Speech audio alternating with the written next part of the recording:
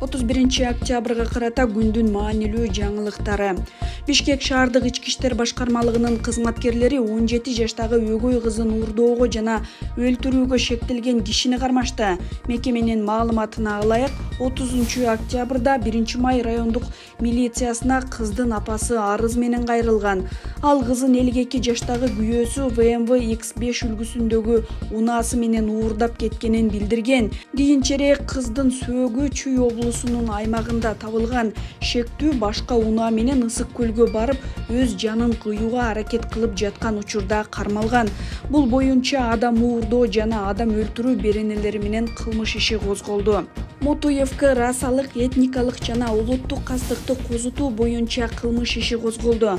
Бул тууралуу Бишкек шаардык ички иштер башкармалыгынын басма сөз кызматы маалымдады.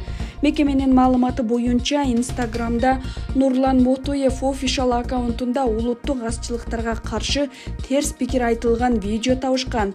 Анда ал интернет аркылуу коомчулукту улуттар аралык кастыкка үгүттөөгө аракет кылган деп айыпталууда. Аталган факт боюнча экспертизалардын корутундусуна ылайык адамдын улуулугун, улуттук таандыктыгы боюнча төмөндүгүн пропагандалоонун лингвистикалык белгилери бар болгон деп жазылган маалыматта. Мотуев Бишкек шаардык ички иштер башкармалыгынын убактылуу кармоочу жайына киргизилди. Учурда тергөө иштери уланууда. 31-октябрда Бишкек шаардык соту Темиров Лайф долбоорунун жетекчиси Махабат Тажибек кызы менен Айт десенин акыны Азамат Ишенбековдун баш коргоо чарасын өзгөртүү боюнча апелляциялык арызды кароодон баш тартты. 26-сентябрда Ленин райондук соту Тажибек кызы менен Ишенбековду 2-декабрга камакта калтырган. Адвокат Улан Сейитбеков бул чечим боюнча Бишкек шаардык сотуна апелляциялык арыз менен кайрылган. Өз кезегинде шаардык сот, райондук сот журналисттерге 10-октябрда өкүм чыгарганын негиз кылып, арызды кароодон баш тартты. 10-октябрда Ленин райондук соту жапырт башаламандыктарга чакырык жасоо айыбы менен кармалган 11 журналисттин иши боюнча өкүм чыгарган. Ага ылайык Махабат Тажибек кызы 6, Азамат Ишенбеков 5 жылга эркинен ажыратылган.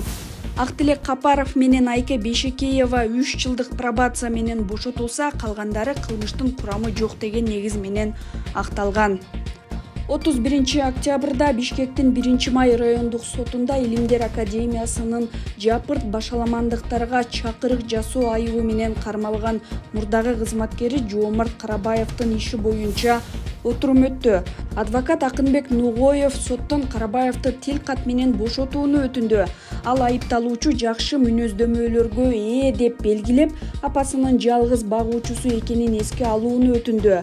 Ал ошондой эле прокуратурага Карабаевдин тергөөчүнүн коркутуулары боюнча билдирүүсүн текшерип жатканын белгиледи. Прокурор Карабаевга коркутуулар болгону тууралуу маалымат растала элек экенин, ал оор кылмышка айыпталып жатканын эскертти. Жыйынтыгында сот адвокаттын өтүнүчүн канааттандырды. Кийинки сот отуруму 26-ноябрга белгиленди. Карабаев быйыл июлда кармалган. Адвокаттары ага күч түзүмдөрүнүн айтканы боюнча экспертизанын корутундусун жазып берүүдөн баш тартканы жана кесиптештерин сындаганы үчүн иш козголгонун айтышкан. Парламенттин 31-октябрындагы жыйынында депутат Динара Ашимова Сокулукта жана Бишкекте болгон акыркы үй бүлөлүк зомбулук учурларын кошкондо жыл башынан бери мындай кылмыш иштеринин жалпы саны 30га жеткенин билдирди. Бир учур Сокулукта болду. Жарандык никедеги күйөөсү 22 жаштагы аялдын тырмактарын жулуп, аны өлтүрөйүн деп жатканда милиция кызматкерлери токтотуп калышты. Эми дагы бир окуя Бишкекте катталды. Өгөй атасы 17 жаштагы кызды уурдап кетип, Чүй облусунда өлтүргөндөн кийин Ысык көлгө качып кеткен, деди ал. Ашимова зомбулук менен күрөшүү боюнча мыйзамдар күчөтүлгөнүнө карабастан натыйжалуу күрөш жүргүзүү үчүн милицияга акча жетпей жатканын белгиледи.